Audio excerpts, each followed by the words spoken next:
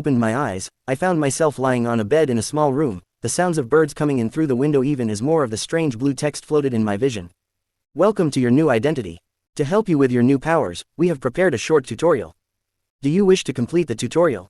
Yes, no, you must verbalize or press the yes option to accept. I grunted as I reached out and touched yes and the text changed. Welcome to the tutorial. Here we will explain the following items that were not covered in identity creation. 1. Hit points, experience, stamina and hunger 2, stats and their limits 3, inventory usage 4, the force and force points 5, player powers and player points 6, interface controls 7, quests 8, future knowledge. Select the option you wish to view first. Let's be logical and start with 1, I said while rolling my eyes. 1. Hit points, experience, stamina and hunger. When you concentrate and say the word stats, a general listing of your identity will appear. Beyond the base stats that were explained during identity creation, there are a few others that appear. These are hit points HP, this is a base 50 for humans plus your vitality 10 experience XP, to advance to the next level, you need a certain amount of XP. For levels 1 to 20, this is 1000 XP more than the previous level. For levels 21 to 40, this is 2000 XP more. For levels 41 to 60, this is 3000 XP more. Stamina, stam, every physical action that you take requires stamina. Walking takes 1 stam per minute, jogging 3 per minute, running 5 per minute and sprinting 10 per minute. Other actions take up stamina as well, swimming, jumping, weightlifting and so drain stam as you go. Your stamina is your current level, strength plus agility plus vitality too. There are ways to improve your stamina regeneration and lower activity drain, but they are for you to discover. It regenerates at 1% per minute. Hunger, hun. This tracks your need to eat. It drains naturally at 5 per hour. It will, however, drain faster when you are physically exerting yourself. There are, however, ways to slow your hunger loss down, but they are for you to discover. This is limited to 100. Note, for each point that hunger drops below 20, you experience a temporary 1% drop in your stats and all linked values until you restore your hunger to 20 or above. End of part 1. Do you wish to proceed to part 2? Yes, no, yes. 2. Stats and their limits. Every species has biological hard limits for strength, agility and vitality. However, there are ways to overcome such limits. Additionally, none of those 3 stats can be more than 10 over your current level. The same methods to pass hard limits also can allow you to pass these soft limits. Additionally, for each 1 point in a stat you are over your current level, you gain a 5% boost in skill XP generation for relevant skills, up to 50%. The opposite is also true.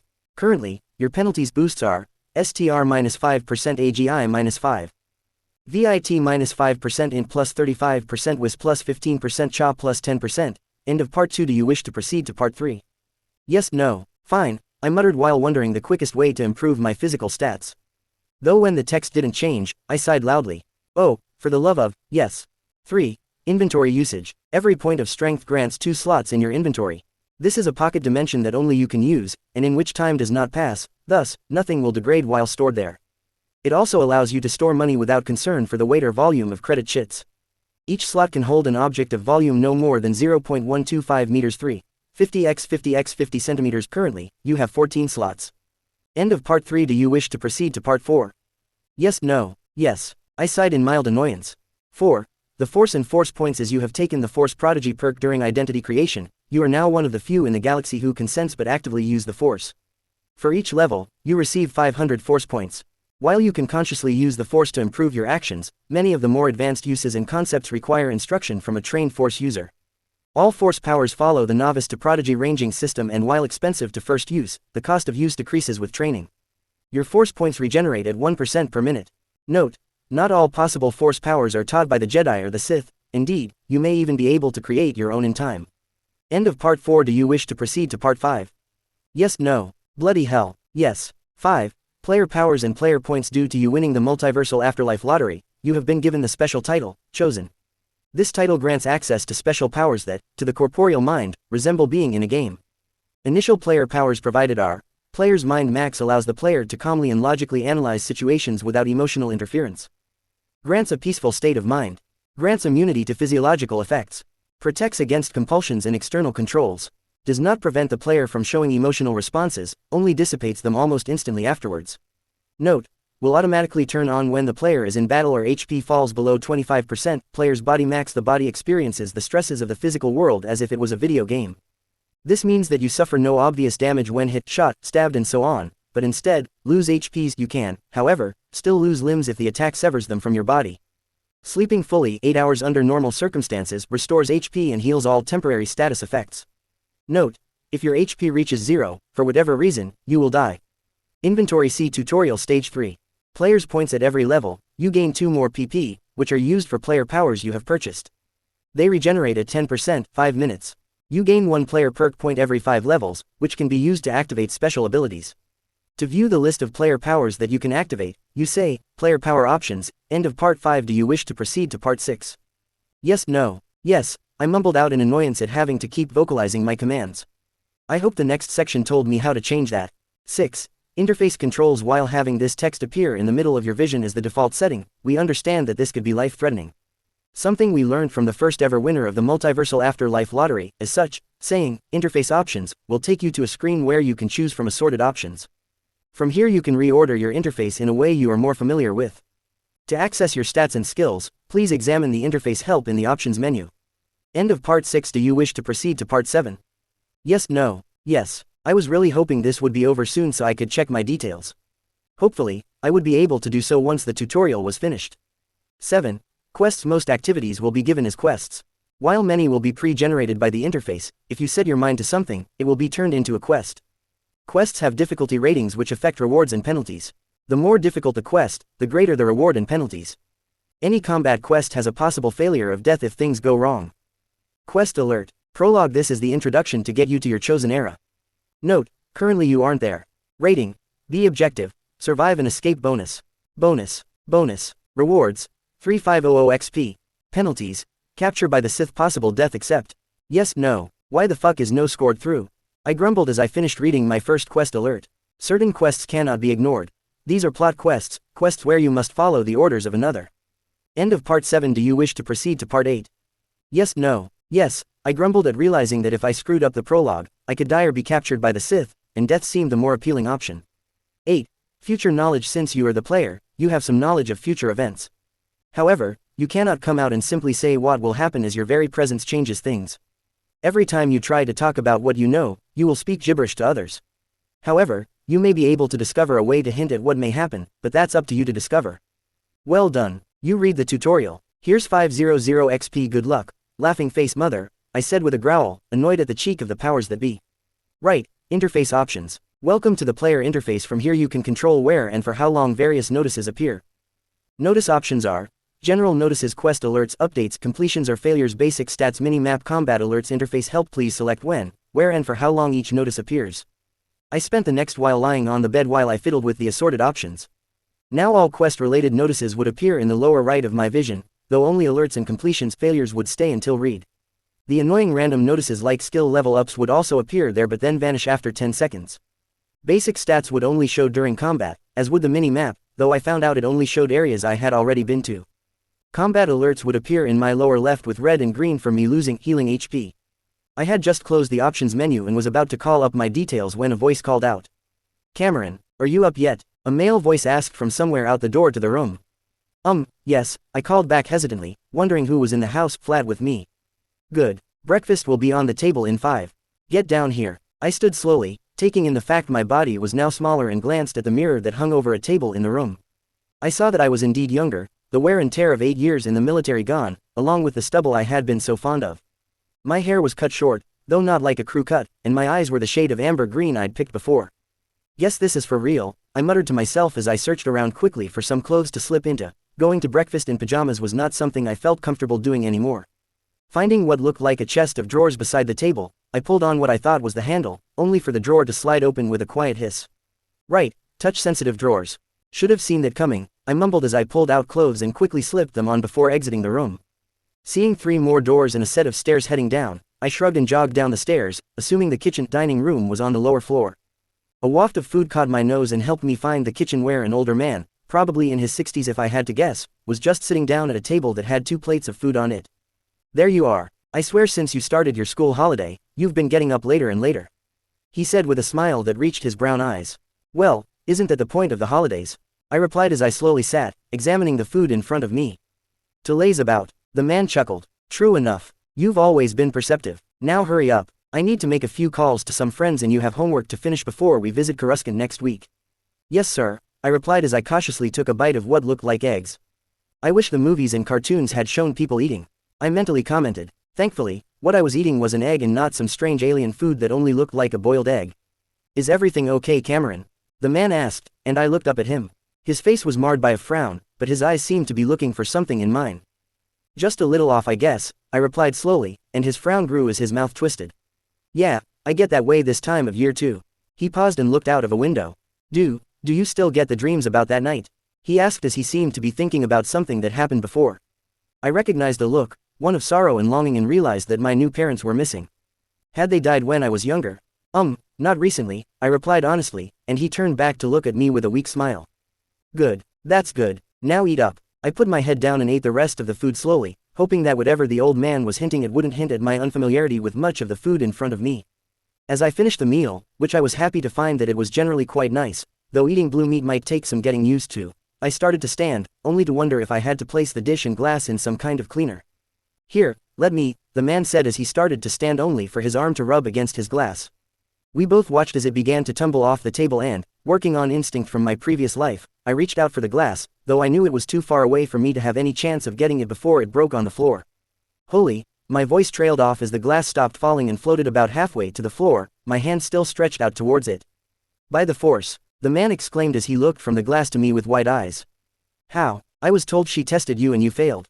What? I asked as I moved my hand upwards and watched in shock as the glass followed my actions. Right. Force prodigy. Forgot about that for a second. This is cool. I felt a grin form on my face as I placed the glass on the table and saw that there was a new notice box in the lower right of my vision, clearly for whatever force power I had just used. Wait, he said I'd been tested. What test? I asked, and the man looked up from the glass. His eyes had returned to normal, but his gaze intensified. A force test, he replied, and I let my eyes open wider in apparent shock. You mean like to be a Jedi? I asked. Sure, I already knew I could use the force, but Cameron Sean didn't.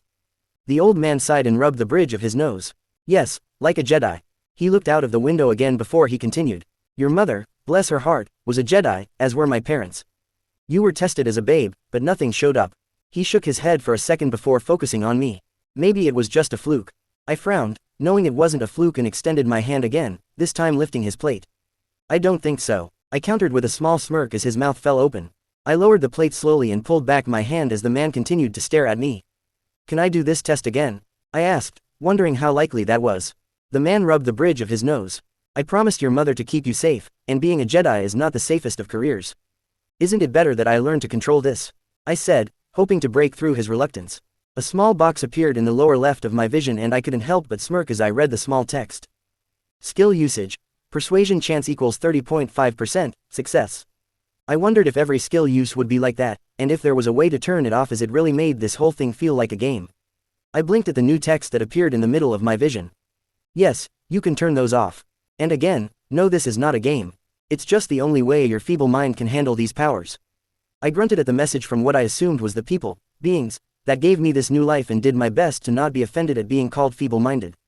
Good boy, now go, enjoy your new life. And don't die too soon. I've got a millennium as a rabbit bet on your scoring with asterisk asterisk asterisk asterisk asterisk asterisk, seriously. They're betting on who I sleep with. I shook my head as the message from whoever faded away. Cameron, did you hear me? I looked up and saw the man watching me through narrowed eyes. Sorry, I was just thinking how cool it would be to be a Jedi. Skill usage. Deception chance equals 11%, failure. He frowned, clearly having not bought my lie, but thankfully he didn't push the matter. Look, just put the dishes in the cleaning unit, then go upstairs and start your homework. He said as he stood slowly. I'll make a few calls and see about getting you retested. Okay, I said, trying and failing to keep a smile from my face as I stood, though it fell a little as I wondered where the cleaning unit was and what it looked like. Over there, the man pointed towards the sink. Get your head out of the clouds or I won't make that call.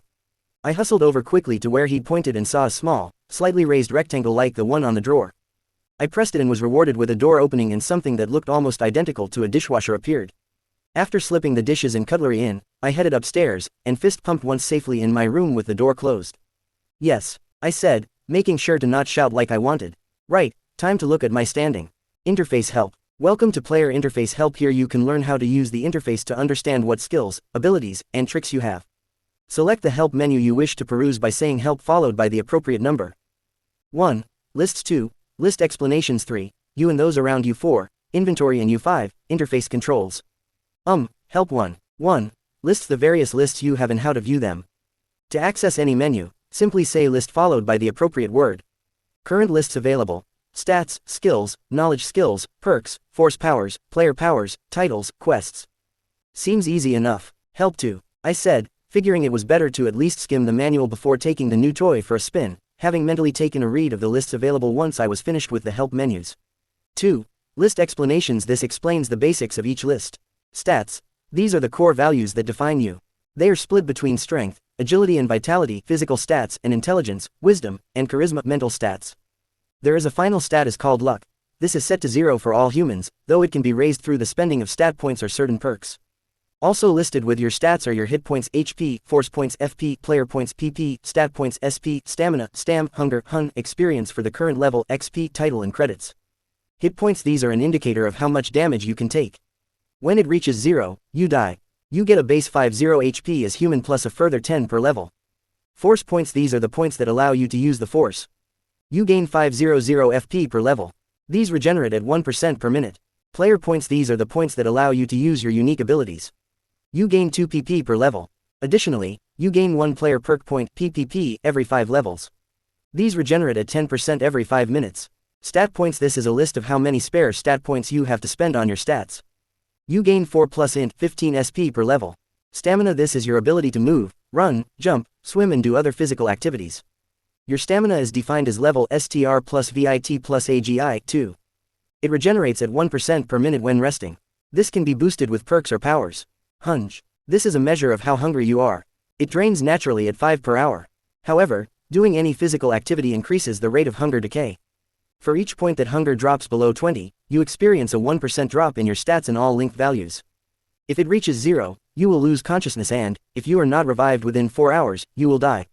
Experience. This is a guide for how close you are to a level up. For levels 1 to 20, this is 1000 XP more than the previous level. For levels 21 to 40, this is 2000 XP more. For levels 41 to 60, this is 3000 XP more. Titles. This is a list of all the titles you have earned, all of which can be active at the same time. You can apply one title as a base plus 1 extra for every 10 levels you gain. Credits. This is your money. While it is all digital, you can store it in your inventory in a special slot. When you wish to withdraw some, you will be given credit chips that are as close in value to what you wish for, without being less. Well, damn, that's a lot to take in. Still, get through the help then check it out. Help 3. 3. You and those around you. How you behave has relevance to the people, organizations, and planets around you. Everything you do affects how others see you. While in most cases this is on a 1-to-1 level, some actions have planetary, or even galactic implications. Certain titles and perks can also affect how others see you. Reputation. This is your standing with everyone, from those around you to governments and corporations. Most people start at 0, though this is not always the case. From there, your reputation with someone can go up or down, through the following levels. Vilified -500 -1000 hated -1 -500 disliked 0 to 500 neutral 501 2000 liked 2001 5000 trusted 5001 10000 honored 10001 2000 worshipped 20001 plus friendship. Once your reputation is liked, there is a chance that that person can become a friend. This will affect not only how they see you, but how their other friends and enemies do as well. Once someone is classed as a friend, then any change to reputation affects your friendship, though by only half the reputation change. Levels of friendship are as follows.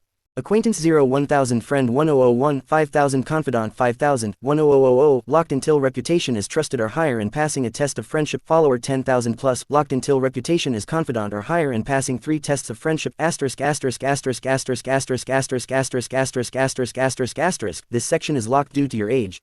Well, okay, that's something to worry about later on. Help 4. 4. Inventory and you. This is your special storage space.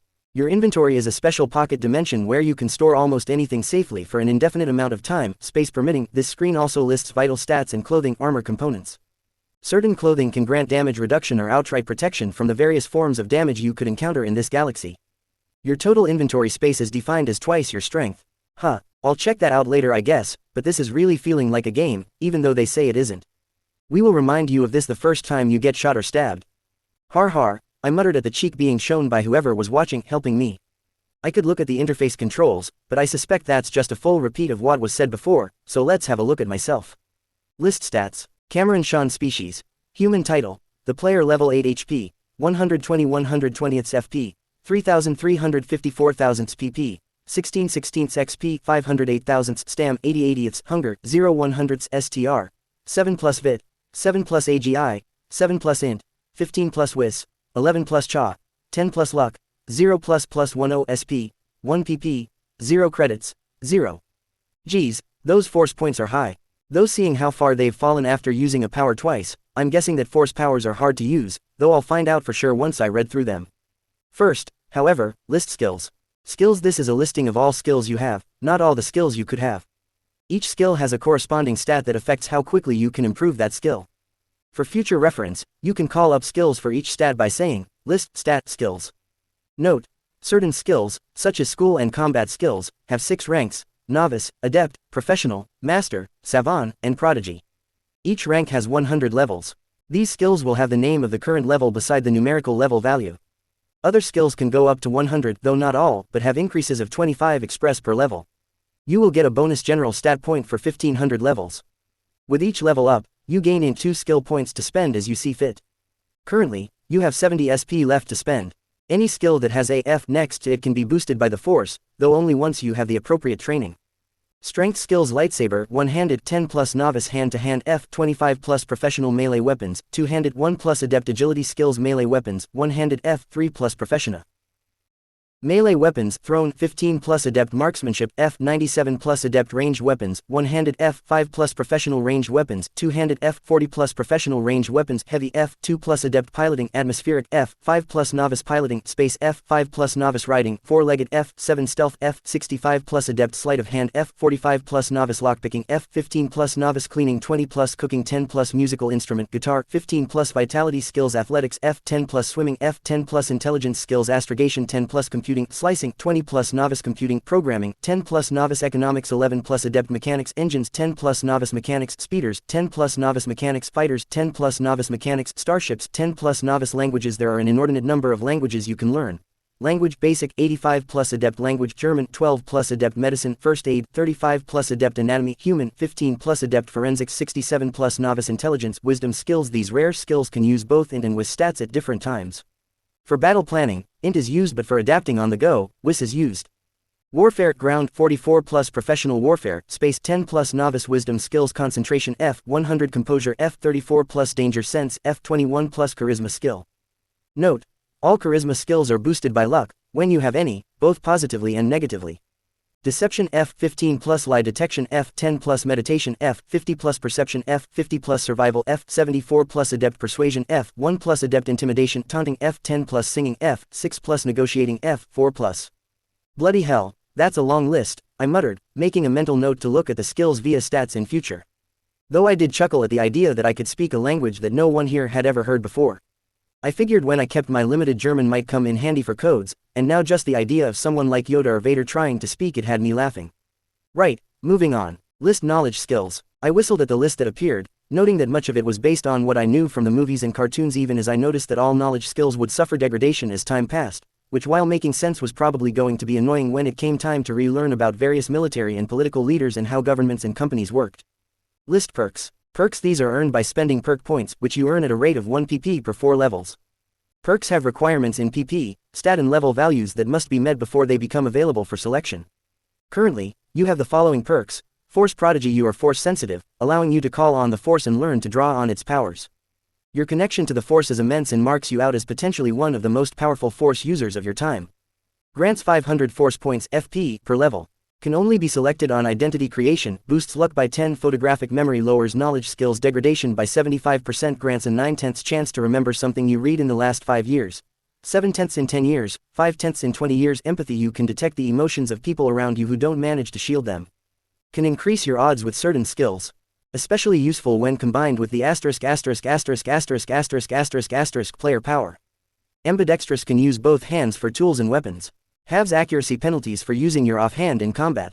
Yup, photographic memory will be useful to counter knowledge loss, though I wish I knew what the hidden player power that synced with empathy was, or how exactly it helped my odds, I said with a slight frown. List force powers. Force powers. These are the powers you have learned or discovered that use the force to work. Many of the more advanced force powers require training from a master force user to learn and or reaching certain tiers and levels with other force powers. As to what the force is, well, it simply is.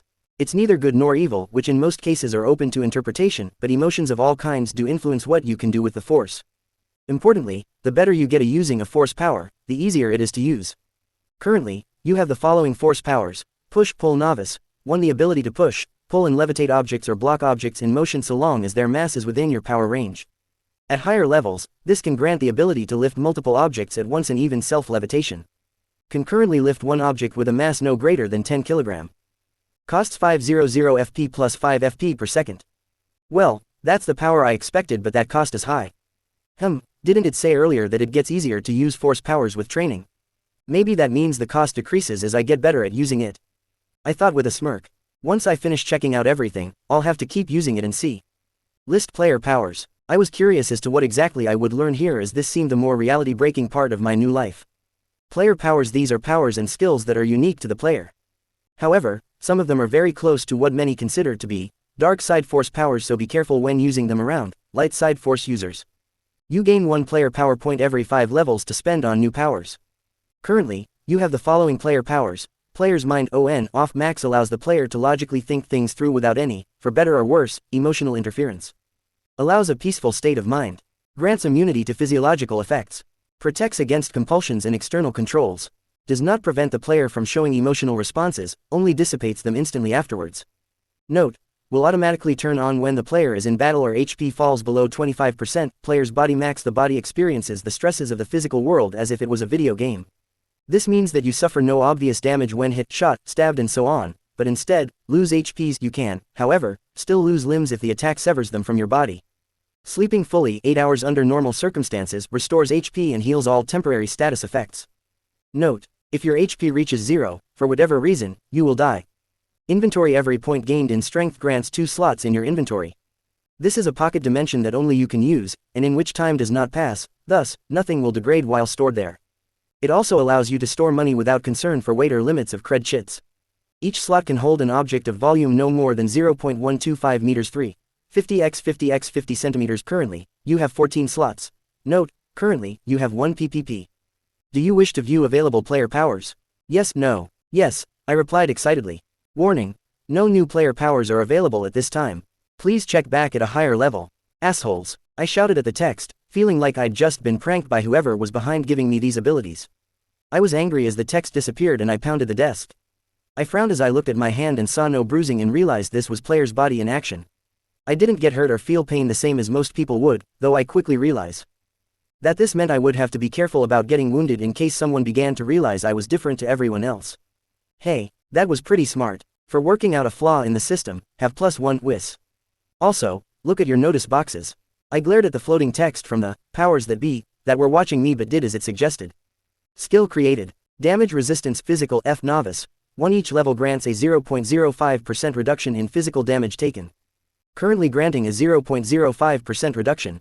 I chuckled at the insanity of the fact I gained a new skill for punching a desk, though I quickly wondered if I could gain damage reduction skills against other forms of damage, like say a blaster or lightsaber. I noticed that the combat log showed me taking 8 HP of damage from the desk but ignored it and moved back to the lists. List titles. Titles. These are special add-ons to your identity that can help you in certain situations. You gain titles as you complete quests, grow up, and generally be a badass.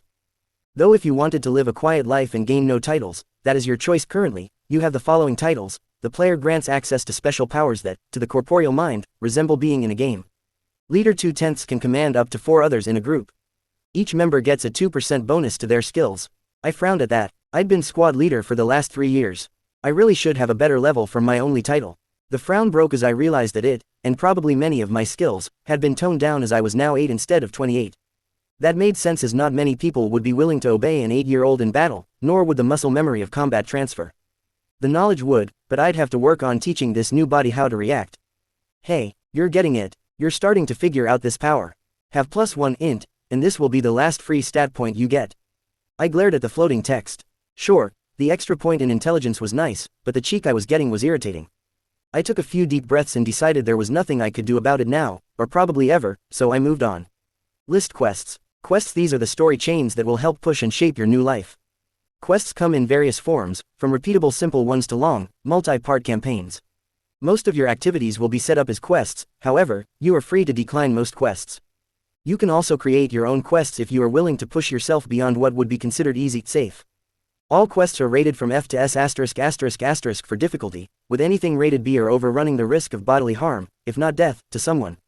Your current quests are: Prologue. This is the introduction to get you to your chosen era. Note, currently you aren't there. Rating: B. Objective: Survive and escape. Bonus. Rewards: 3500 XP. Penalties: Capture by the Sith. Possible death. I grunted as I read the quest again, wondering just what kind of prologue quest ran the risk of death. Sure, this wasn't a game, but I had to wonder if this was altogether fair. Whoever said a corporeal life was fair? Grow a spine and get on with things. I glared at the latest message from TPTB. Cheeky sods. I continued to glare at the message as it faded away, and with a shake of my head looked around the room. I was told to do my homework, but I'd rather practice using the Force. List Force powers. I read through the powers, stopping on push-pull to reread the description. The initial cost was 500 FP, and it drained at 5 FP per second. With a regeneration rate of 1% per minute, that meant I'd lose 260 FP per minute the power was active. List stats. I said to see my FP total. That stood at 3750 FP, which would mean around 13 minutes of continual usage. I looked around the room until my eyes landed on the pillow. That'll do, I muttered and pointed my hand at it, smiling when it floated up into the air. Yes, while the pillow was floating, I figured I should get going on my homework, silently praying that I didn't have to spend skill points to finish it. I scanned the room for books but frowned at not finding anything save what looked like a cross between an iPad and a game console. Right, everything here is computerized, I remarked as I picked it up. Though I wished I knew how to use this. I turned the pad over in my free hand slowly, checking it carefully before looking at the front. There was a large button at the base, under the screen, and working on a hunch, I pressed it and smiled as the screen came to life. Thankfully, the thing was set up very much like an iPad, so it was easy to find the homework assignments, and I mentally sighed in relief at seeing that the history and electronic assignments were completed, leaving me with maths and science. Here's hoping I remember this stuff, I muttered as I opened the math homework with a touch. I pulled my head up as I finished the first assignment, surprised that it seemed far harder than I remembered from primary school in my old life, though that may have been because I was using a new language that, even though my brain seemed to know how to use, I did not, and noticed the pillow was no longer floating around beside me but was resting on the floor. I wonder, list Force powers. Damn, no change. I'd been hoping that the power had leveled up, but no luck. List stats. I glanced down the list and saw my FP was back up to 1280, meaning I'd been at the homework for about 45 minutes if my mental math was right. That's about 3 minutes if I try push-pull again. Will that be enough to get me over the XP limit? I asked the empty room. With a shrug, I decided to do so and lifted the pillow with the Force again. I began to get bored as I watched the pillow floating there, so I sent it flying around the room, pushing and pulling it until a notice box appeared in the lower right corner of my vision. Dropping the pillow, I pulled up the box. Force power leveled up, push-pull level 2. List Force stats. I smiled as I saw the changed level, though I had been hoping for a drop in FP cost. Still, that's about 15 minutes for a level up, which works out as 4,500 not including the activation cost. Damn, that's a full load and a bit of FP. That's doing to slow down my leveling. Still, while I'm waiting, I can do this homework, maybe it'll level up some of my skills, and even if not, it's a way to pass the time. Cameron, are you in there? My head popped up from the pad I was using at the sound of the man's voice outside his door. Yeah, why? The man opened the door but stayed just outside. Are you busy? He asked slowly, and I got the feeling he was trying to avoid something. Not really, I've finished most of the remaining assignments, I replied, which was true. I'd spent the last 4 hours in the room working through all but one of the assignments while also burning through another full load of Force points. It hadn't taken me over the limit, but I felt I was close and would only need to try once more for a few minutes to gain another level in push-pull. Ah, good, I need you to come downstairs. There's someone on the hypercom, he said and turned slowly. I frowned as I stood. Who would he? Right, the Jedi. I tried to control my emotions as I walked. As I reached the lower landing, I remembered about player's mind and considered using it but held off given I'd only have minutes of usage. I followed the man into what seemed to be something equivalent to a living room, which was dominated by a large central table, on which a hologram of an old woman, possibly even older than the man, was watching me from the moment I entered the room. I knew that they used holograms to communicate over long distances, but seeing it for real was something else. Once I got over the shock of seeing a real holographic image of someone, I frowned a little as there was something about her that was familiar, but I couldn't place it. My, how you've grown, she said with a slight smile in a voice I also felt I should know. I'm not sure if you remember the last time we saw each other, but you were a young child, just learning to talk. She paused and smiled, though her eyes drifted from me to the man. Not to sound rude, but who are you? I asked to break the strange silence that had fallen over the room as the two older people locked eyes and seemed to remember something. The woman smiled. Yes, I imagine you have forgotten me. My name is Bastilla Sean, your great-grandmother. I felt my jaw drop a little at that revelation. I mean, I know I picked Sean as a family name, but I just assumed I'd be some long-lost relative or descendant of hers, not a direct and living one. I see you've heard of me, she said with a slight twitching of her lips, and I nodded slowly. Bastilla Sean, Jedi Knight and wife of Revan, the prodigal knight, I replied, saying his nickname from the games. Her smile faltered at Revan's name, and I remembered that he had disappeared by the time of the second game, though I never bothered to read any comics or try the MMO that followed later. Not a fan of online gaming. Yes, your great-grandfather. I had suspected that at her saying she was my great-gran, but having it confirmed was still a bit of a shock. She seemed to pull herself up, though that was hard to be sure of as the hologram was just from her waist upwards. Now, your grandfather tells me that the Jedi may have made a mistake with your testing. I glanced over at the man I now knew was my new grandfather. Yeah, I looked back and saw her brow had raised, as though challenging me. Then it occurred to me. She wanted a demonstration. I turned and looked around the room until I saw a lamp. With a twist of my wrist, I lifted it and made it fly around the room a few times before putting it back where it had come from. I turned back to Bastilla, trying to not smile. Player's mind on, I whispered, figuring that using it to numb my emotions would be a good thing for a Jedi to see. I saw a notice box in the lower right corner and assumed it was another level up for push-pull. That was certainly a clear connection with the Force, but I distinctly remember your mother telling me that you were not Force-sensitive. She gently rubbed her chin. I will have to contact the council and see if I can check their records of testing. She paused and glanced at my grandfather. Vonner, I'll call you either tonight or tomorrow once I have more information.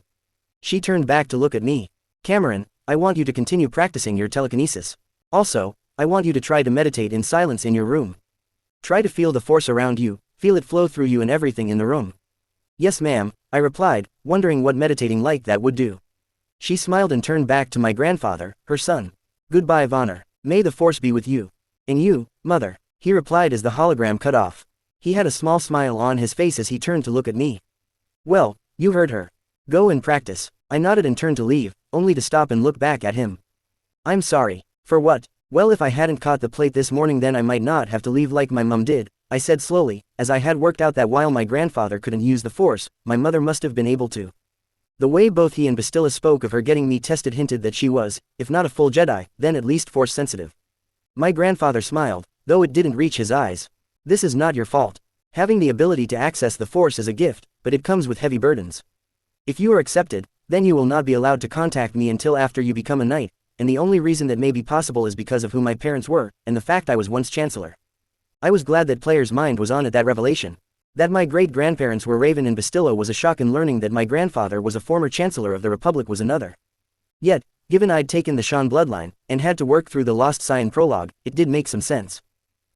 Well, I hemmed, not sure what to say, but he seemed to know as he placed a hand on my shoulder.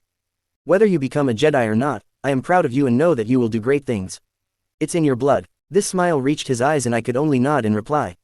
Now go. You have your training for the day, and I want all your assignments finished before dinner. I gave him a small smile and then left, heading upstairs once more to my room even as I tried to work out how I could be here and now. The games were set thousands of years before the movies, yet I had selected the Rise of the Empire era to play. Right, the quest, I murmured as I closed the door. It did say I wasn't in the right era, but how am I going to get thousands of years into the future? I tried to come up with ways it could happen, but none were appealing, so I decided to ignore that for now. Bastilla said to practice on the push-pull and to try and center myself. What does that? List skills. I ran down the list until I found what I was looking for. Damn it. Meditation grants a 50% bonus to regenerations, meaning if I meditate or regenerate my FP will be 60 per minute. Is there a force power that does the same? I closed the list, sat down on the floor with my legs crossed, not something my new body found comfortable, but it was how I imagined people meditated, and closed my eyes. It was weird trying to reach out and feel something else there, something that until I woke up here I thought was just a hand-wavy way to explain away powers in a movie. Still, I figured I might as well take a crack at seeing what this whole thing was about as I began to clear my head and slow my breathing. When I opened my eyes later, I glanced around and saw that the light from outside was dimming, and a glance at the datapad showed 4 hours had passed. I frowned as I wondered why I didn't feel hungry.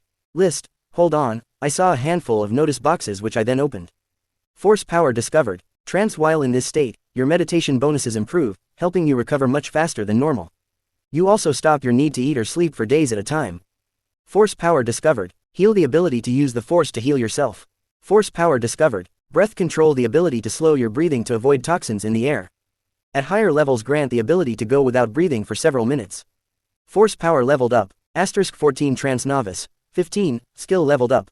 Meditation level 51. Damn, that's a lot of level ups. List force powers. Force powers, these are the powers you have learned or discovered that use the force to work. Many of the more advanced powers require training from a master force user to learn. You may discover many on your own by simple trial and error. However, this is maybe frowned upon by the groups around the galaxy that can use the force, since control is needed to truly use the force. As to what the force is, well, it simply is. It's neither good nor evil, which in most cases are open to interpretation, but emotions of all kinds do influence what you can do with the force. Importantly, the better you get at using a power, the easier it is to use. Currently, you have the following force powers. Push Pull 3 Novice, the ability to push, pull and levitate objects or block objects in motion so long as their mass is within your power range. At higher levels, this can grant self-levitation. Can currently lift a single object with a mass of up to 30 kg.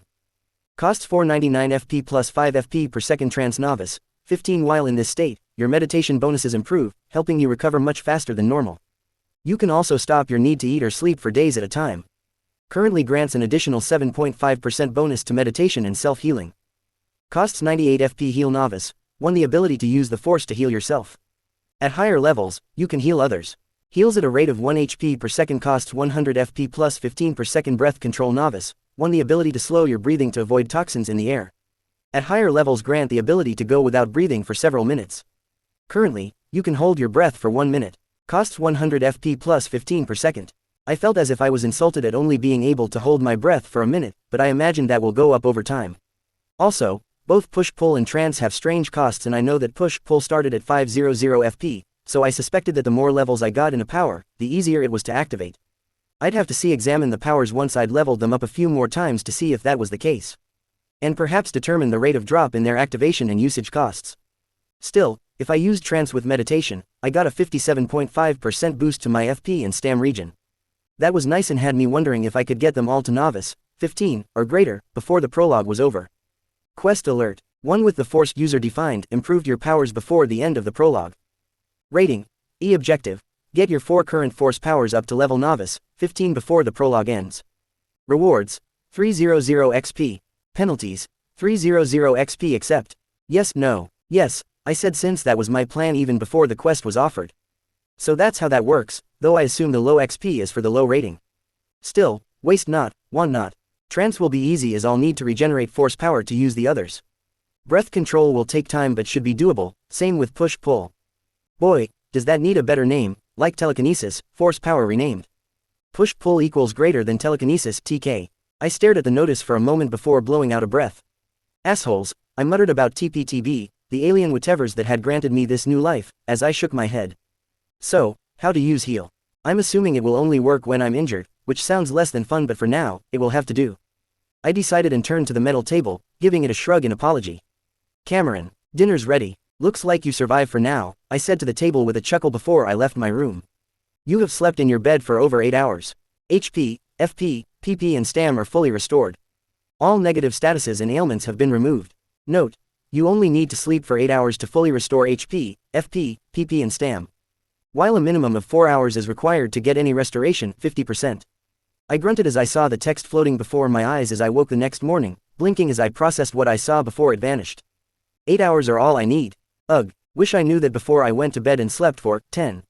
I mumbled as I pushed back the covers and rolled out of bed. So that's another few hours I can add to my training/grinding, I noted as I stood up and stretched. The night before I'd tried leveling up breath control, but I could only hold it for about 4.5 minutes due to the high per second cost, though I had leveled up trance 4 more times and meditation once. Getting trance and TK up to meet the quest level was going to be easy, but heal and breath control were going to be a problem. Still, I had time before breakfast, so did another round of breath control, and almost as soon as I activated it I got the first pop-up. Once my minute was up, I pulled up the force powers list and saw I could now hold my breath for 1 minute and 10 seconds. Well, that's just shite, I mumbled as I waved away the list and headed off to have a shower before breakfast. Morning, I said as I walked into the kitchen to see my granddad putting out the plates. Well, you're up early today, he commented with a weak smile. I figured he was still less than thrilled about me possibly becoming a Jedi, but was trying to stay strong for my benefit. The fun of being 28 in an 8-year-old's body. I understand when someone is trying to hide things easier. I mused as I sat at the table. Yeah, I'll admit I'm excited about using the Force, but I know there's no point getting too worked up until Great Granny calls back. I stumbled a bit at the end due to not knowing what exactly to call Bastilla, as I'd never had to deal with great-grandparents before. Vonner chuckled at my choice of words, probably enjoying the term as well as my uncertainty. Great Granny, I have to remember that one. He chuckled. Yup, he enjoyed the term. But you're right, it could be you simply weren't rated high enough to be taken as a youngling. Still, Great Granny did ask you to meditate on the Force, and since you've almost finished your schoolwork for the holidays, I see no problem with you doing so. Though do remember to get out and stretch your legs from time to time. I smiled and nodded. Yes sir. We ate in comfortable silence and I returned to my room, FP fully restored, and smiled as I pointed my hand at my pillow. Green and brown clouds of dust looming, shadow red clashing with green fire and smoke, blue liquid pooling, running walls closing and seeing a window, can't breathe, red cutting metal fade to white. I jumped out of bed, and stumbled a few steps, feeling sweat dripping down my face. What was that? I asked the empty room, though no obvious answer came as I breathed heavily to calm myself. Noticing a few blue boxes, I opened them. There were ones for trance, which I'd expected as I seemed to get a few every time restored my Force points, but the last one is what caught my eye. Force power discovered. Vision grants the ability to glimpse what is going to happen in the future.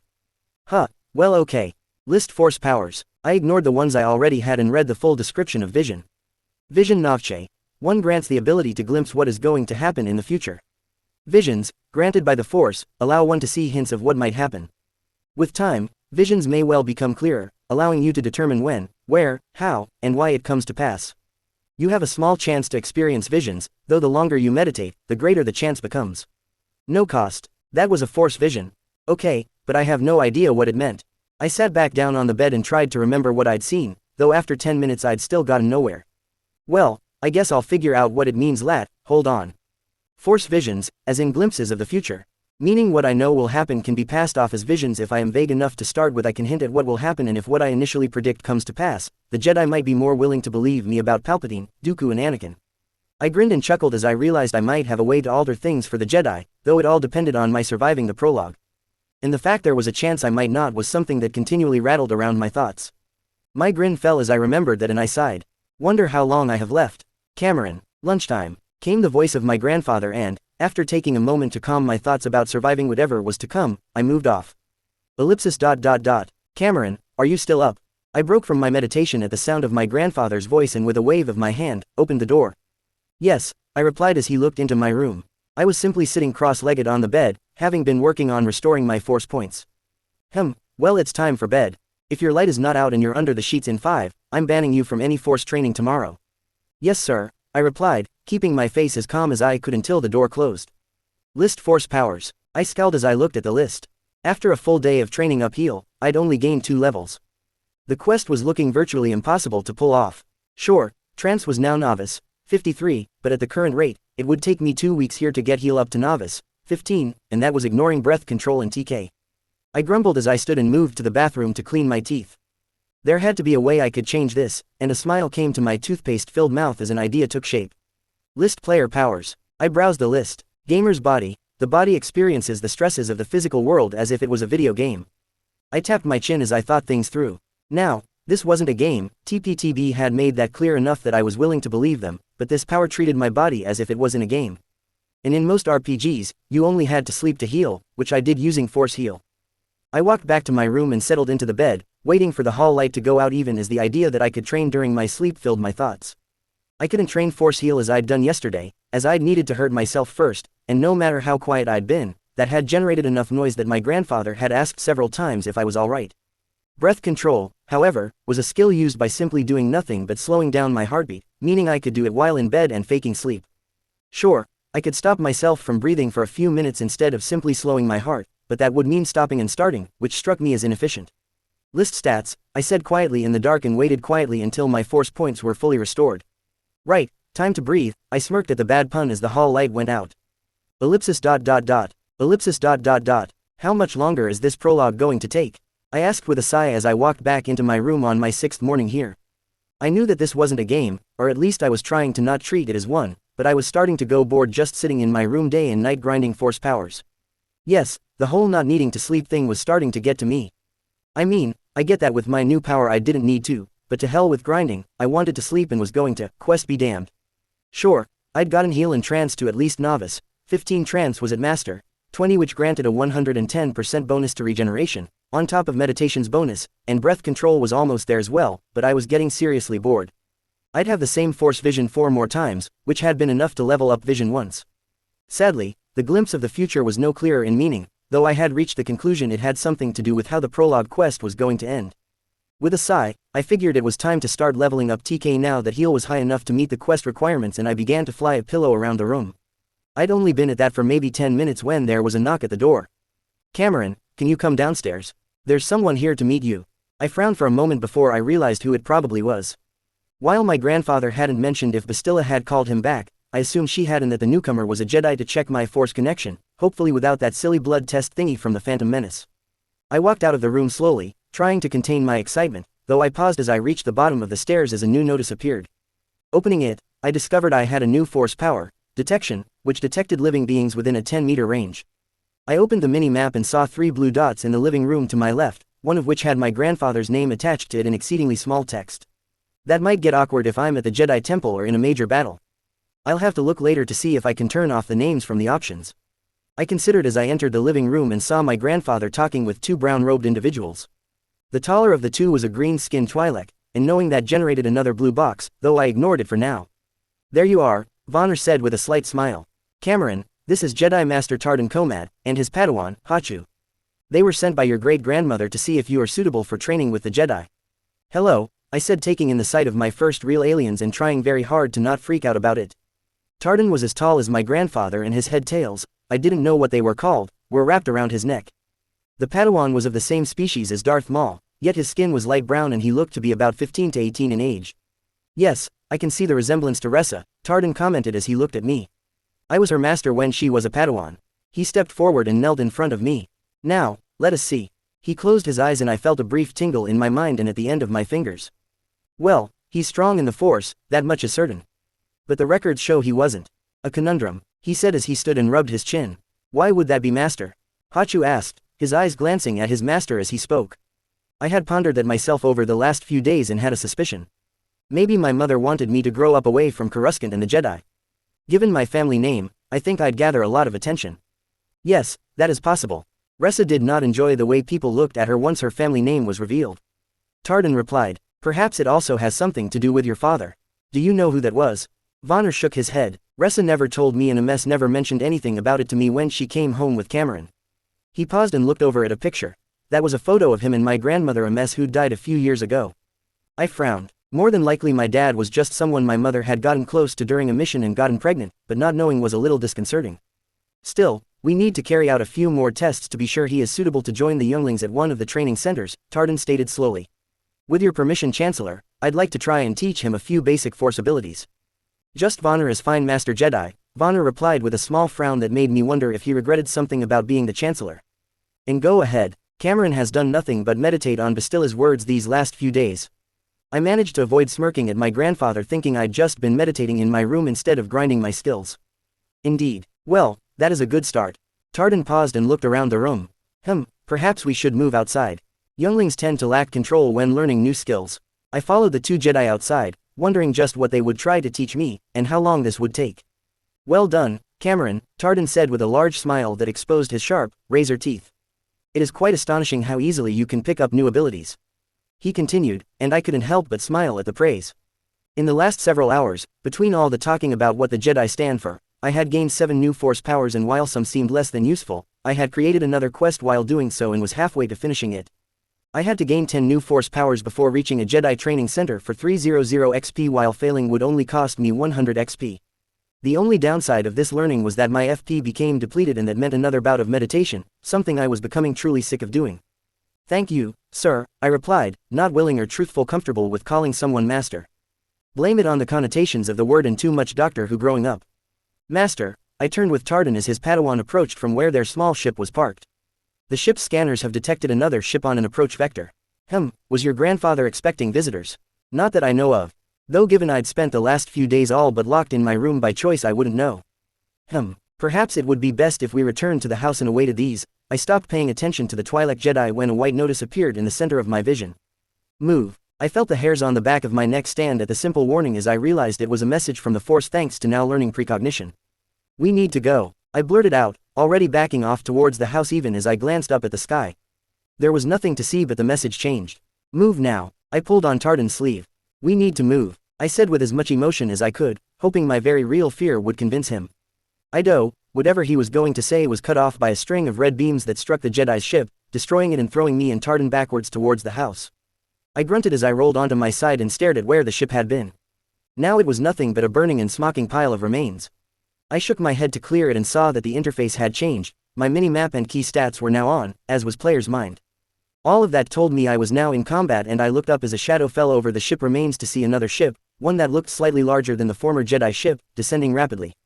Get inside, Tardan said, and I turned to look at him. His face was marred by what I assumed was blood, though it was blue. Otherwise, he looked fine, and I turned back to the remains of his ship as I realized that Hachu had been between us and the ship when it exploded. Hachu? I asked slowly as I stood, noting the new ship was going to land behind the remains of the Jedi vessel. Dead, Tardan stated softly before he held out a hand and summoned the Padawan's lightsaber. Here, I sense the presence of the dark side on that ship.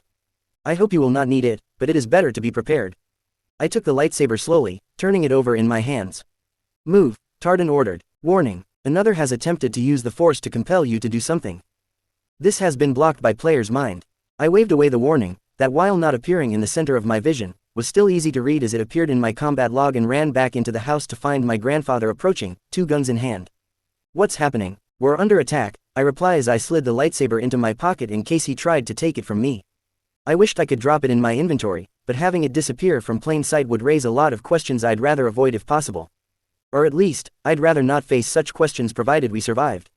Hachu is dead and their ship is destroyed. Another is landing behind it, and Tardan says there are Sith on board. Vonner's face went white for a moment before he thrust one of the blasters to me. Take it, he commanded, and I did so. I turned it over in my hands slowly. While the thing was very different from a pistol in my former life, the principles were still the same, and I felt more comfortable with a gun than a lightsaber, though if I survived this, I hope to change that. Vonner pushed me behind the table he had overturned, one I saw was made of metal, and moved to the window to glance outside. Sith spit, he spat out. There's 2 of them and a handful of thugs. I closed my eyes and reached out with force detection, but the attackers were not close enough for me to sense yet, as all I felt was my grandfather and Tardan. Yet at the very edge of what I could sense, a raging, dangerous presence snapped toward me. Criff, the thugs are moving this way, Vonner stated not long after I'd attempted to detect the Sith, and I realized that I'd given away my position by doing so. Keep your head down, he added as he took aim with his pistol and fired off a few shots. The return fire was not as quick in coming as I would have expected if I was in my old life, but what came forced Vonner to duck down low. Glasses exploded, pots and pans clanged, and cupboard doors creaked under the fire that was coming in, and I knew that we couldn't stay in the kitchen. We need to move, I called out. If they've got half a brain between them, some will keep firing while the others flank us. What? Vonner shouted back over the incoming shots that I noted were lessening but still sustained. I looked at my grandfather, and his shock at my statement was clear to see. I've read a few books on battles. They'll try to pin us down here while circling to attack from behind. I lied, explained. If we stay here, we'll die. Vonner tried to glance out of the window, but the incoming fire stopped him, and he sighed. Fine, but where should we go? I thought for a moment as I considered the layout of the house. They'll try to come in through a window if one is open, or the front door if not. Regardless, they'd need to pass through the hall to get here, so we should move up the stairs. It gives us an advantage, and we can slip out of one of the upstairs windows to try and help Tardan. Vonner nodded along slowly. Very well, however, you are not to engage the Sith. You're no match for them. I nodded in agreement, remembering that failure here would mean capture by them or death, neither of which was an appealing option. Vonner sent a few random shots out of the window, not that I expected him to him anything, to hopefully convince the attackers we were staying still. Then we moved quickly but quietly up the stairs, checking the rooms we passed to ensure there was no one there yet. Once we reached the top of the stairs, Vonner ushered me into my room. Stay in here. Don't come out unless I tell you. But, no buts. His tone was firm. Stay here. He paused and sighed. I can't lose you too. I opened my mouth to retort, only to stop and nod in acceptance. This man had lost his wife, one of his children had died, and the other was somewhere in the galaxy as a Jedi. I knew that I would be leaving here soon, but if I could do so without hurting him, I would try. Though I was also already planning how to get out of the window. He gave me a small smile and placed his hand on my shoulder. Whatever happens, I love you. He turned to leave, but I stopped him by grabbing his arm. Player's mind was controlling my emotions, but I still didn't want him to die. May the Force be with you. I felt a shiver go up my spine at finally saying those words, and his smile grew as he replied. And with you. He turned without a further word and left, closing the room as he did. I dropped the lightsaber into my inventory, figuring I was less likely to lose it there than in my pocket, and looked around the room. With a quick wave of my hand, I moved the desk behind the door, then dragged the bed, as its weight was too much to lift, behind that before I walked over to the window. I was relieved that it was big enough for me to leave through and that it faced away from where the ships and the Sith were. I opened it slowly, though only a fraction in case the other attackers could see, then risked a glance outside. There was no sign of anyone, but also, there was no ledge, and if I leapt it would be a straight drop to the ground. Blaster fire from outside the room told Vonner had engaged the attackers, and I knew I needed to go. Moving slowly, until I was sitting, legs out on the ledge, I turned at the sound of someone banging at the door. "Get out here, you little brat," someone shouted, and I frowned as I realized that Vonner was either dead or dying outside. "Open this door or the old man is dead." "Run, Cam." Vonner was cut off by the sound of a blaster, and I growled. Part of me wanted to stay and kill these bastards, but I knew that it was a risk I should avoid. The further I got from them and the Sith, the more likely I was to survive and complete the prologue quest. As an idea formed, I looked upwards and smirked at seeing the edge of the roof was close enough that if I stood, I should be able to grab it and pull myself up. I managed to reach the roof just as there was an explosion from my room, and I shimmed backwards until everything but my head was away from the edge. Carefully I took the blaster and aimed just past the window, then waited quietly. "Where's the brat gone?" "Rand, check the cupboard and under the bed." "Sansk, the window." I smirked at the voices and waited patiently until a green head popped out of the window, its eyes scanning the ground below. "Nothing," was as far as he got as I pressed the trigger and blasted a hole through his head, making his body slump over the ledge before sliding back into the room. Even as the body slumped to the floor, I moved backwards until I was once more out of sight. "Kriff, Sansuke's gone." "I can see that, you idiot. Move slowly, either there's someone else out there or the kid's more dangerous than we were told." "First Gran, now Sansk. This mission is going to Druk. Keep it up and you'll be next." I had to shake my head at the back and forth between the two people in my room. The way they talked made clear that they weren't professionals, though I was learning a few new, what I assumed were, swear words. "I've got nothing," Rand said quietly, though given I was so close I heard him clearly. "Same here. He must be directly below us or have gone. The Sith'll kill us if we lose him. If we're lucky they'll kill us." The leader, whose name I'd still not caught, said, confirming they worked for the Sith. "Probably pirates or thugs hired for this mission as expendable cannon fodder. I've heard tales about what they do to those that fail them." There was a long pause before he spoke again. "Still, 2 fewer bodies means more loot for us." Rand chuckled. "Guess it does. So, what do we do now?" "We follow the boy. You jump first, and I'll cover you." "Wah, fine." Rand grumbled and I shimmied back a little bit in case he decided to look up before he jumped.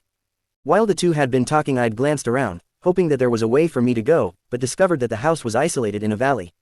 There was another house further away, maybe 5 clicks or so, but the ground between here and there offered no cover and I couldn't see any garage for a speeder. There was a grunt from Rand as he struggled to get through the window, and I pondered that my only option might be to steal their ship, though given my lack of understanding in how to pilot a starship, let alone plot a journey to another planet, I was not keen on the idea. Sure, I could spend some of my backup skill points in the hope I'd miraculously learn how to fly, but it was not the most comforting plan A. "I'm down. Come on." That left plan B, which was to simply stun or kill every one of the attackers, and while there was a chance I could do that with the remaining thugs, the 2 Sith would probably take M. Down with ease. The sound of a second thump told me the leader of these 2 had landed, and I crawled forward slowly. They were now too far from me to make out what they were saying, but I saw one of them pull out a small device from his belt and talk into it. Working on the assumption that he was calling the ones who were either still attacking the kitchen or now probably trying to help the Sith, I waited until he finished as I slowly aimed my pistol. As he slipped the communicator back into his belt I fired, catching him on the top of his head and sending bits of brain flying, including onto the other. I quickly shifted my aim and fired at the remaining thug, and though it took 3 shots to get him, in the rush of heat as he managed to get a shot off in my direction, he joined his friends. I smiled a little at managing to take down the trio. However, my moment of relief at taking them down ended quickly as 2 more thugs came around the corner, firing on my location. I moved back quickly, but in my haste, I slipped and began to roll down the roof, bouncing off the lower roof and then crashing hard to the ground. "Fuck," I groaned as I moved to kneel and saw that I'd lost just over a third of my hit points. Looking around, I saw that I'd landed near the kitchen and spotted 3 bodies lying on the ground. I groaned when I realized one was Tardan and moved over quickly to where he lay, hoping that he wasn't dead, though the pool of bluish liquid I saw didn't fill me with confidence. As I placed a hand on his body, a new pop-up appeared. ID, Tardan Komat Jedi, status, dead. Do you wish to loot the body? Yes, no. I stared at the pop-up in shock for a moment before mumbling out, yes. Lightsaber collected, a green-bladed lightsaber that formerly belonged to the Jedi Master Tardan Komat. Jedi comlink collected, a comlink used by the Jedi to communicate with others. Capable of hypercom access but need access to a transceiver to do so. Jedi robes collected, The robes were formerly worn by Jedi Master Tardan Komad. Provides minimal protection from damage. Currently cannot be equipped due to size difference. Jedi holocron collected. The personal holocron of former Jedi Master Tardan Komad can only be accessed by a Force user with the correct passphrase. Passphrase, peace through training. 246 credits added. I reeled back in shock at finding the Twi'lek Jedi now in nothing but his undergarments, and was instantly glad that the male had worn trousers and a shirt under his robes, even as I processed that I could loot bodies instantly for equipment. It felt wrong to take this stuff, but I figured I could give the lightsaber and holocron to the Jedi later, though I did plan to keep the credits and comlink. Glancing around to make sure that I was still alone, I scurried over to the other two bodies and repeated the process, gaining a Sith lightsaber, a blaster rifle and spare power cell, a vibroblade, 2 stim packs that would restore health, and a further 823 credits. As I finished looting the Sith's body, I glanced back at the house and saw movement, forcing me to lay down flat against the ground and begin to shimmy slowly backwards, taking me away from the house. I'd managed to move a few meters away when the door to the kitchen opened and a human man walked out slowly, his gun tracking with his head. Bugger, I mumbled at seeing the man was on edge, though given a boy of 8 had killed 3 of his cohorts, I guess I shouldn't have been surprised. I watched as he focused on Tardan and began to walk forward slowly as I cursed myself for looting the body with my powers, and thus, removing the Jedi's robes. I glanced behind me and saw I was almost next to the smoldering remains of the Jedi ship, and figured if I could get behind it, I had a fair chance to go with Plan A and attempt to steal the attacker's ship and escape. He called back into the house as he moved, and I raised my blaster, slowly aiming in the hopes I could take him out before the other thugs or the remaining Sith appeared, even as I continued to slowly move backwards while staying as low to the ground as I could. I felt the air heat up, meaning I was close to the remains of the Jedi ship when a second person came out of the house. This one, while a head shorter than the first, was walking casually with her lightsaber lit and cursed silently as the Sith glanced at each of the bodies before looking in my direction. Bollocks, I mumbled as I saw his eyes lock on mine, and I took a shot at the human thug before turning and running for the Sith ship. I ran up the ramp and looked around desperately for the door controls, silently wishing I had applied my spare skill points to mechanics or piloting. I punched at the first thing that looked like controls, only for a cupboard to open exposing a hover bike. I didn't have time to do anything more than grumble at that mistake as I smashed another control. I nearly fist pumped as the third set of dials I pressed began to close the ramp and I moved out of the small entrance area. Seeing a panel like those in my house, I slammed the doors behind me shut before blasting the controls, hoping it would trap the Sith outside. I turned and moved down the corridor until it opened onto a large, central room, and I glanced around. I took a moment to try to orientate myself with where I expected the bridge to be and moved in that direction, quickly being rewarded with the sight of 3 seats, controls, and a glass canopy. Great, now to figure out how to launch the ship, I muttered as I slipped into one of the front 2 seats and examined the controls, being thankful that some of the controls were labeled. After calling up my skills and dumping all my remaining points into a handful of skills that should help me pilot the ship, I pressed what I now knew was the engine start switch. Yes, dumping points into skills somehow instantly gave me knowledge, but I wasn't caring about how such a thing worked as I slowly increased the power to lift the ship off the ground. I instinctively ducked as blaster shots began to pepper the canopy, though I quickly noted that none were even scratching the glass, or whatever it was, and ignored the fire as the ship began to lift and turn. As the onboard computer began what I noted was an automated takeoff sequence, the ship tilted back until all I could see was the sky. I let out a breath of relief at getting away. Warning. Force choke detected. I found myself ignoring the warning that appeared as my hands went to my throat as it felt like someone was crushing it with a truck. Not bad boy, but you're out of your league, crackled a voice from behind me as I was pulled backwards, out of the seat and onto the ground hard. Now stay down. I have orders to not harm you permanently, but so long as you arrive in one piece, I doubt Lord Frux will complain. I looked up while still grabbing at my throat to see a teenage girl, standing over me with a malicious smirk on her face. Her yellow eyes seemed to sparkle as I struggled. What? Phalanx got your tongue? The girl asked as the smirk turned into a grin. A glance at my HP showed it falling slowly as the choke continued and I frantically looked around for some way out of this. I reached for my pistol and got off 2 quick shots. However, she deflected them away before casually flicking her lightsaber, slicing the barrel of my pistol mere centimeters from my fingers.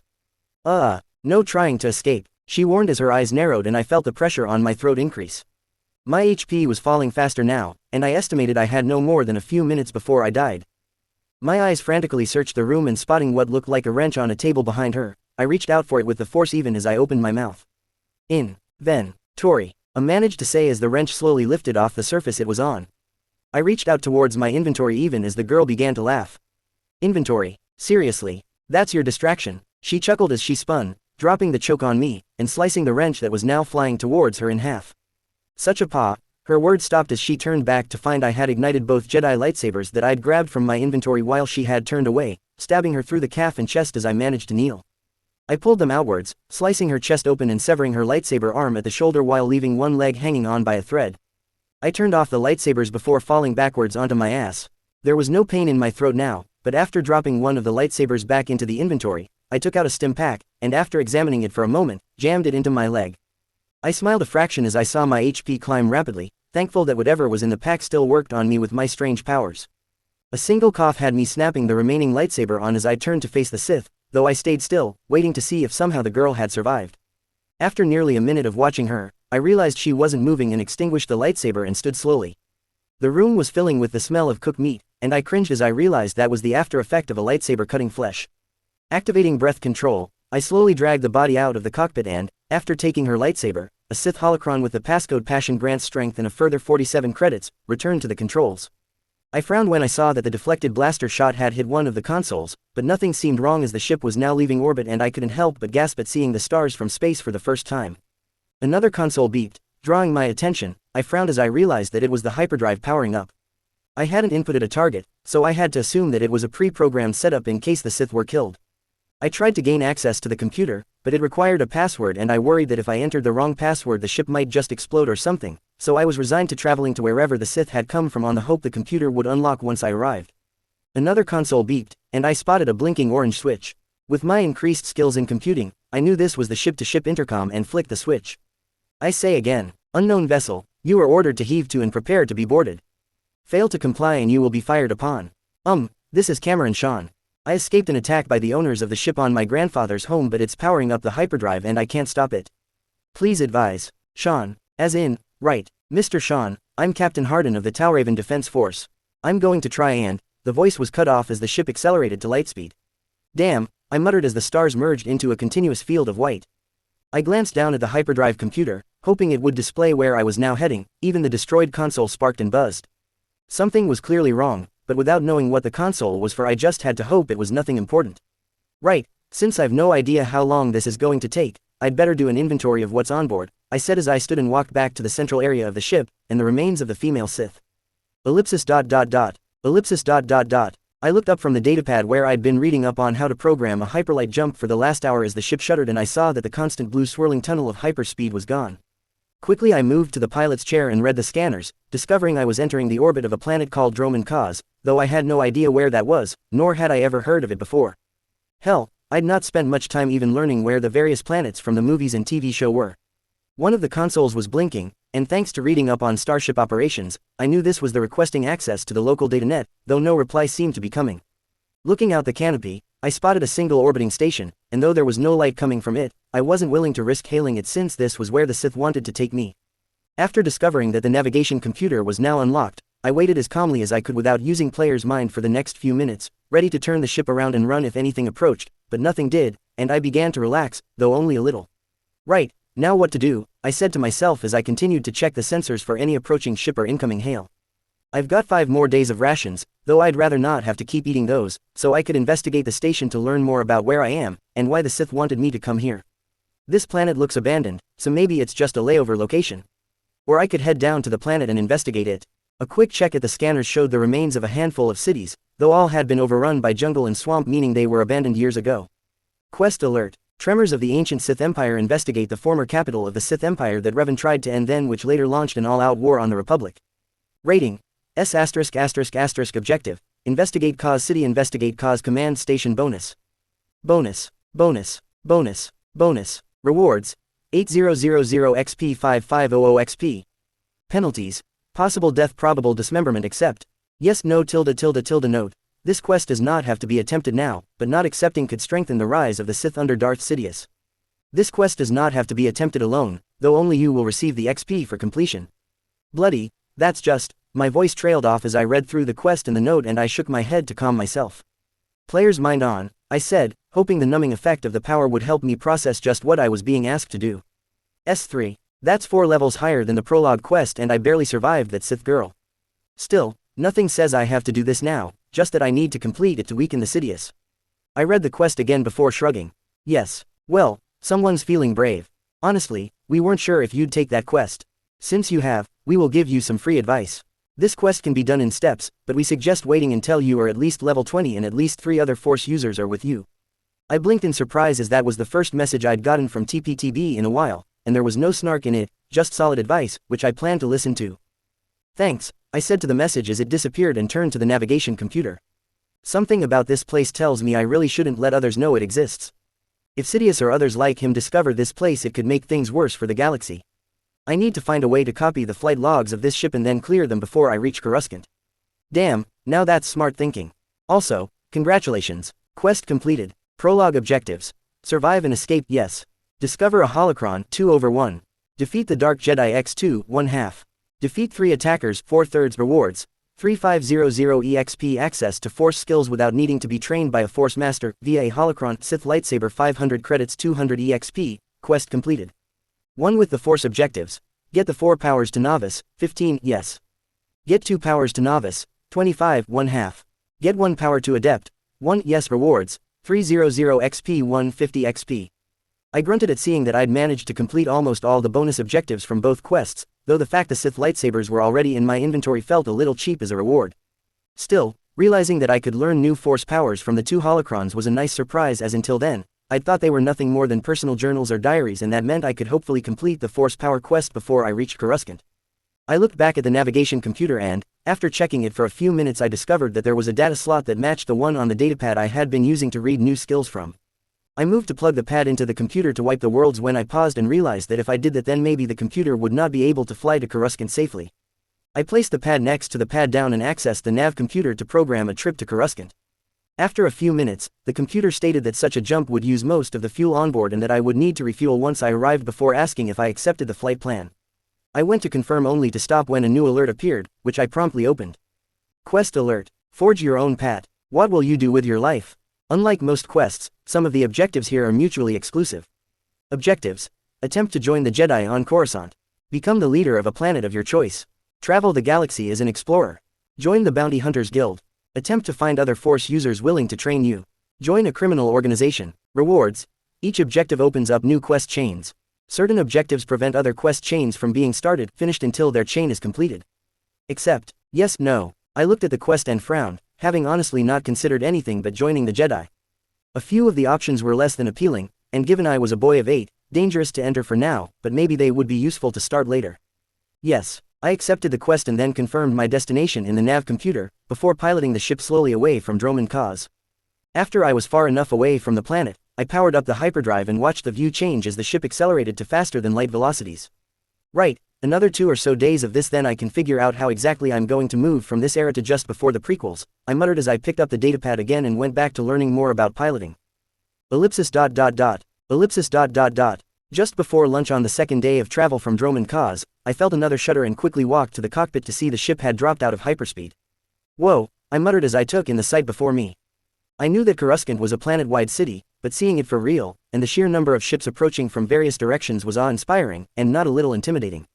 The comms blinked as it did over Tauraven. I had discovered that was the name of the world I'd come from by examining the nav computer's logs, and I opened the channel.